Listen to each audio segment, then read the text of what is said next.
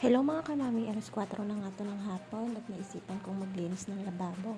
Tinanggal ko nga dati yung sapin dyan kasi nga iniipis siya at binabahayan na ng mga ipis.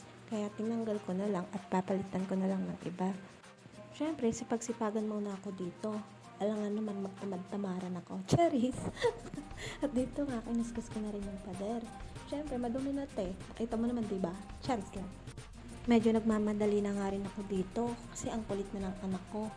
Gusto niya nang makipaglaro sa akin, may ginagawa pa naman ako. Yung tatay niya kasi, cellphone lang ng cellphone at ayan nga, huhugasan ko na naman yung mga plato. Syempre, madumi na te. Nakita mo naman, di ba? Charis lang. So, ayun na nga, unahin ko muna itong linisin at isusunod ko pa yung kwarto namin. Ay nako, ang hirap talagang maging nanay, no? Ikaw lahat ang gagawa.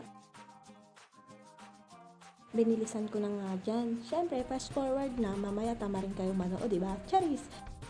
Minsan kasi tinatamad talaga ako. Minsan naman sinisipag ako. Parang mga katropa mo lang yan. Kapag plastic sa'yo, nakakatamad na rin pakisamahan.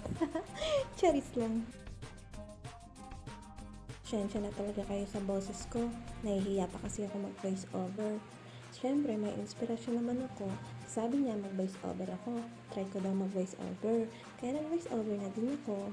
Thank you! Charis! At dito nga, malapit na din ako matapos. Kasi, next ko pa yung iba kong gagawin. Minamadali ko na rin naman to.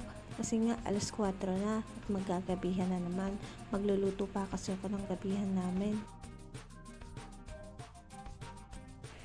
Siyempre, bago ko magluto, mamamalengke muna ako, malamang. Alangan naman magluto kung hindi ako nakapagpalengke, di ba? Charis lang ulit. Uy, baka sabihin nyo, ang maldita ko ha. Ganito lang talaga ako magsalita. Siyempre, ganun talaga. Alangan naman mabait ako dito. Charot lang. Dito nga, sinunod ko na nga yung mga baso namin para malinis din. Siyempre, iinom mo ng tubig yan. Dapat malinis yan. Charis, baka mamaya tama rin na kayong manood sa akin kasi ganito ako magsalita. Nasasanay din kayo. At ayan nga, sinunod ko na nga yung mga bawang, sibuyas, pag-iiwa-hiwalayin ko nga at nagsama-sama dyan. Ewan ko bakit nagsama-sama yun dyan. Palagi ko naman pinag-ihiwalayan. Habang nililinis ko nga to, iniisip ko kung paano ako yayaman. Charot. Malamang, sino bang hindi nag-iisip kung paano kaya yaman, di ba? Malapit na rin naman ako matapos dito. Sana, suportahan niyo pa rin naman ako. Bye!